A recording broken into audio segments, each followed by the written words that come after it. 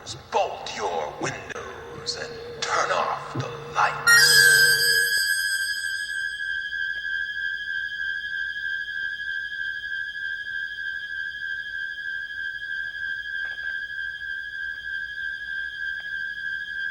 Welcome to Michael Myers Minute, where we delve into the 1978 horror classic Halloween 1 minute at a time. I'm your host, Robert Black. Minute 11. We're outside Smith's Grove Sanitarium. Actually, we are at an entrance to Lake Hollywood, or the Hollywood Reservoir. Dr. Loomis has left Nurse Chambers alone in the car. Someone has just gotten onto the roof of the car from behind. And someone is hammering next door. But they're done. From the script.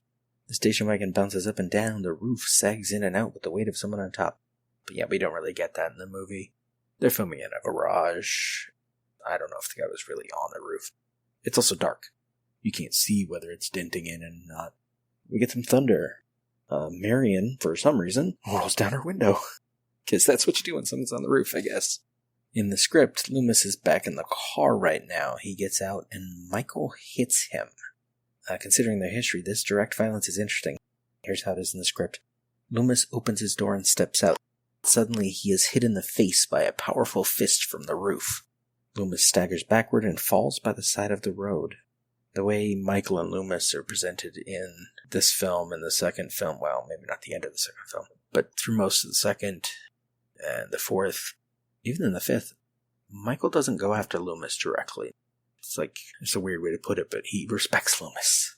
So he doesn't try to kill him much.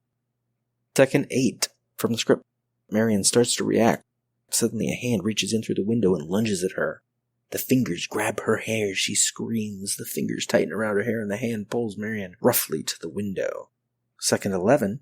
Twisted around in the seat, Marion's foot jams down all the way on the gas pedal. The station wagon roars forward.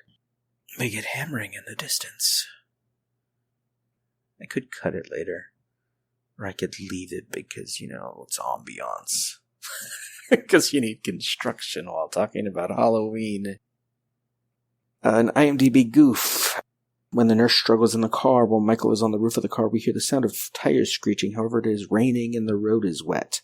It's not entirely true. There is thunder. There is lightning. It was raining, but this scene at the end, it's not that rainy and the road is not that wet. Also, we don't know why the tires are screeching. We don't know what they just hit. Maybe they're caught on something in particular that isn't wet.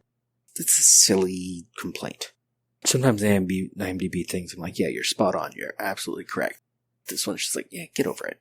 By second 20, it looks like she presses the brake with her left foot. We already heard screeching, so I'm coming on the screeching too. But it does look like she hits the brake with her left foot. Right foot is by the gas. So let's bring up another IMDb goof. Toward the beginning of the movie, when Michael is attacking the woman in the car, these people can't even name the characters, and they're making goofs. Goof pages are awful because people can edit them. And people can't re-edit them. I spent forever re-editing Goof's page for Groundhog Day. I don't think my changes ever went through. Reading the goof, she steps on the gas, turning the car towards some trees. In the next scene, when she jumps out of the car, Michael jumps in and drives off. The trees aren't there anymore, and he's driving straight on a road. No. I'll just say no. No. What it actually looks like if you pay close attention and, slow down the footage and focus frame by frame by frame in this minute-by-minute format, like I'm doing now. What it looks like is, though we do not see Marianne change gears, she drives forward at first because she's going toward those trees. And because of camera angles, you don't know how far away those trees are. And then goes in reverse. Seconds 20 to 21, the trees actually seem to be getting farther away. And she's turning. The car was pointed toward the gate when Loomis got out of it. But when she gets out of it, the gate is now to the left. Then you get into my extra obsessiveness. I was curious if there was ever a car where the pedal for forward and there's a pedal for reverse. And the madness of hammering continues.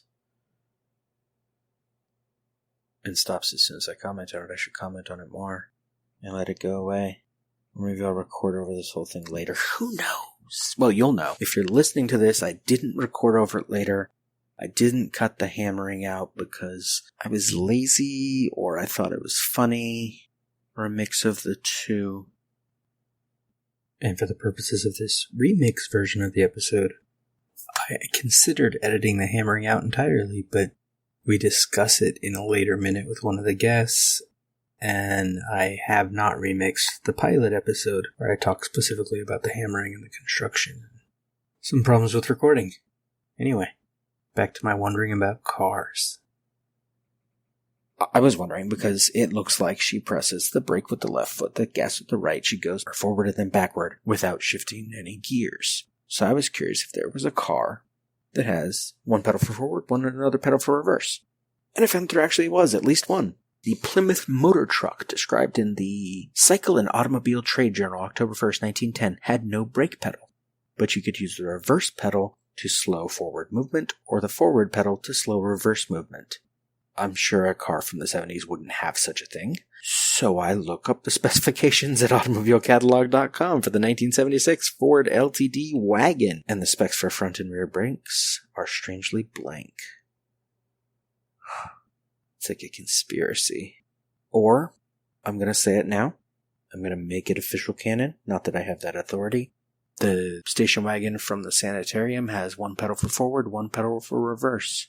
So Michael braking as he does when Annie yells at him is actually kind of impressive, because getting that screech out of it, that abrupt stop, takes some serious balance of pedals.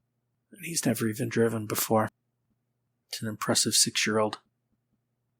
If you're screaming right now, he's 21. Or if you're an idiot and you're screaming 23, I meant 6-year-old in his head.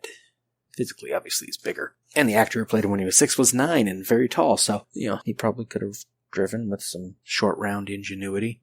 In the script, Marion is hurled by the car's abrupt stop against the passenger door after getting out of Michael's grip by biting his hand.